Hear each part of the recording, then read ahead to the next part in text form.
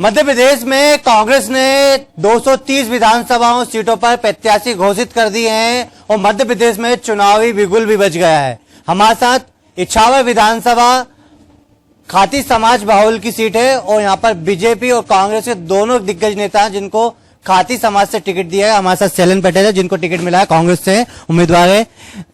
Ticket तो मिल चुका है और कांटे की टक्कर है, क्या माहौल है, किस तरह से देखने को? देखिए, पूरे मध्य प्रदेश में बदलाव का दौर है और खासतौर पर इछावर और सीहोर जिले में बदलाव का दौर है। उसके कारण है, मुख्यमंत्री हमारे ही जिले के हैं, 16 साल 17 साल से मुख्यमंत्री हैं और जितना भेदभाव शिवराज सिंह चौहान ने इतने समय में किया है उतना शायद कोई और मुख्यमंत्री नहीं करता। अगर किसी मुख्यमंत्री जी के हम जिले को देखना चाहें तो आप छिंदवाड़ा जाके देखिए, राजगढ़ जाके देखिए और यहां तक उप मुख्यमंत्री हमारे सुभाष यादव जी का खंडवा और खरगोन को जाके देखिए किस तरीके से उस जिलों की तरक्की हुई है। और उसके मुकाबले जब हम सीहोर जिले में आते हैं तो चाहे वो इछावर हो, चाहे वो आस्था हो, सीहोर है, यहाँ विकास हुआ ही नहीं। आज भी पीने का पानी उपलब्ध नहीं है इछावर में अधिकतर गांवों में। 110 गांव नर्मदा पार्वती लिंक परियोजना से छूट गए हैं, उद्योगों की स्थापना नहीं हुई है। और तो और मेडिकल कॉलेज जो अगर सीहोर या इछावर या आस्था में बनता तो पूरे जिले का फायदा होता, उसको बुधनी ले गए, हमें पागल खाना दे दिया। और जिस तरीके से ये पागल बनाने की प्रक्रिया उन्होंने की है, जनता इसका जवाब देगी।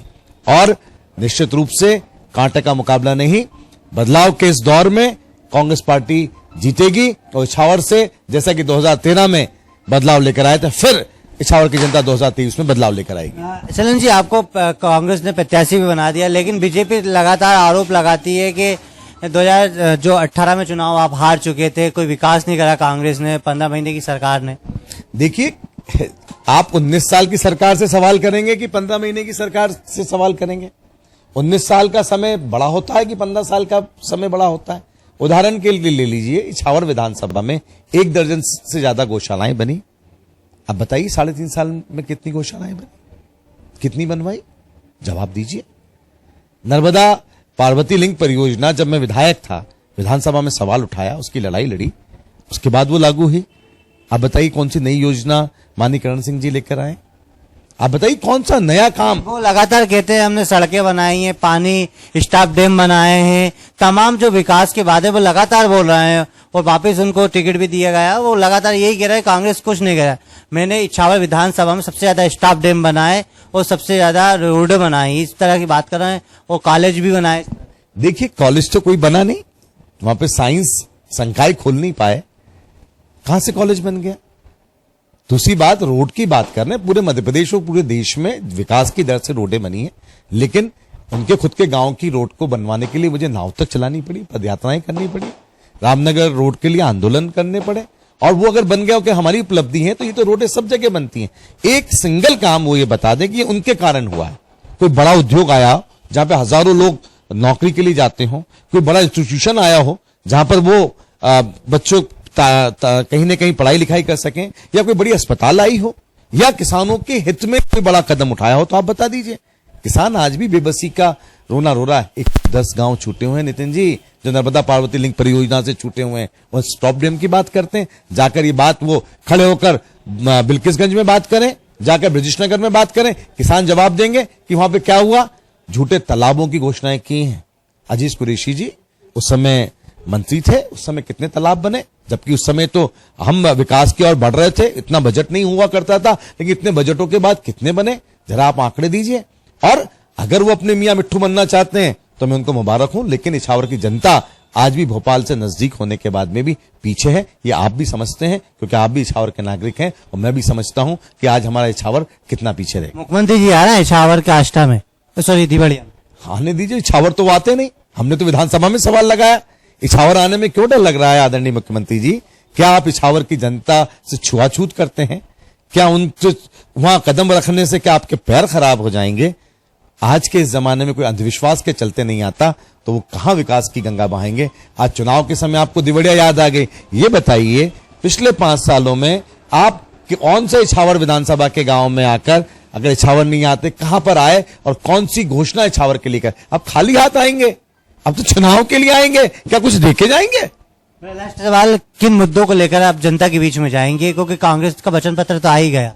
देखिए किसानों के लिए वचन पत्र में 2600 रुपए कुंटल गेहूं की बात कही गई है, 3000 रुपए कुंटल तक ले जाएंगे। हमारे जीतू पटवाई जी ने मांग उठाई और जीतू पटवाई जी की इस मांग पर कांग्रेस पार्टी ने एक निर्णय लिया और इस बात को जन जन तक हमें पहुंचाना। वो सारे मुद्दे आपके सामने, लेकिन हमारे इछावर के जो सबसे बड़े मुद्दे हैं वो युवाओं के रोजगार की बात है, पीने के पानी को उपलब्ध कराने की बात है। जो हमारे 110 गांव सिंचाई से छूट गए उनको सिंचाई से जोड़ने की बात है।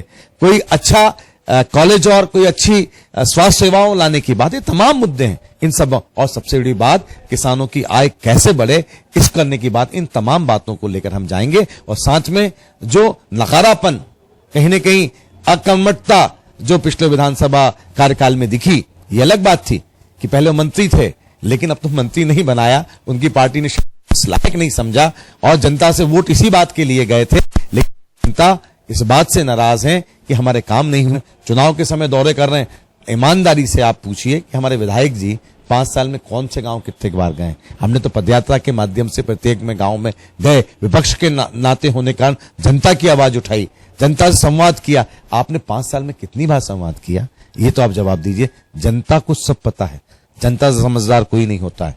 मैं तो हमेशा कहता हूं 2013 में जनता ने जिताया, निश्चित रूप से उनकी ये मेरे ऊपर कृपा रही। 2018 में रहा तो मैंने कभी नहीं कहा, मैंने कहा कि शायद हम उतना नहीं कर पाए होंगे, सरकार नहीं थी, लोगों की एक्सपेक्टेशन पूरी नहीं कर पाए, लेकिन यहां तो दिल्ली में उनकी सरकार थी, प्रदेश में उनकी सरकार थी, मुख्यमंत्री प्रधानमंत्री उनके थे, सीनियर एमएलए थे, पूर्व मंत्री थे। उसके बाद अगर काम नहीं हो पाया तो आप किसको गलत कहेंगे? या उनकी अकर्मठता को या उनके नकारेपन को कहेंगे या किसी और बात को कहेंगे? नाराज लोगों को कैसे मनाएंगे?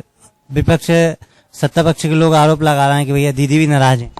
कोई नाराज क्यों होगा? टिकट सभी पार्टी मानते हैं और मैं ये दूसरी पार्टी में जाना नहीं चाहता। मैं ये पूछना चाहता हूं कि भारतीय जनता पार्टी में कितने लोग नाराज हैं, उनकी गिनती क्या है, और भारतीय जनता पार्टी में कितने पूर्व पदाधिकारी या पूर्व जनप्रतिनिधि कितने नाराज हैं। हमारी पार्टी में तो कोई ऐसा पूर्व जनप्रतिनिधि या कोई ऐसा नाराज नहीं है। अगर टिकट के बाद थोड़ी मायूसी, थोड़ा मन तो आता है, और उसका मेघा का आप नाम कहें, दीदी का युवा है, उनसे प्रयास किया और टिकट एक को ही मिलती है। पार्टी हाईकमान का निर्णय सबको कायम है, तो कोई नाराजगी वाली बात नहीं है। आज ही मेरी सुबह मेघा से बात हुई, टिकट मांगे राजू राजपूत से बात हुई, सब लोग मिलकर कांग्रेस का काम करेंगे और कोई नाराजगी वाली बात कांग्रेस में तो नहीं दिखती। ये भारतीय जनता पार्टी खुद अपने अंदर झांके। कल तक वो कुछ और बोल रहे थे जब तक टिकट नहीं हुई थी, टिकट होने के बाद अब दूसरी बात आ गई। अरे अपने बलबूते पर, अपनी काबिलियत पे चुनाव जीतना सीखो। हम किसी और के ऊपर इल्जाम लगा के चुनाव नहीं जीत सकते। तो ये थे हमारे साथ सैलिल पटेल, जो प्रत्याशी हैं इछावर विधानसभा, जिन्होंने हमसे खास बातचीत की और लगातार ये मैदान में उतर चुके हैं। भारतीय जनता पार्टी के यहाँ से भाजपा से जो प्रत्याशी हैं करण सिंह वर्मा, उनके सामने ये चुनाव लड़ रहा है। कैमरा विजय के साथ एबीपी न्यूज के लिए सीहोर से नितिन ठाकुर की रिपोर्ट।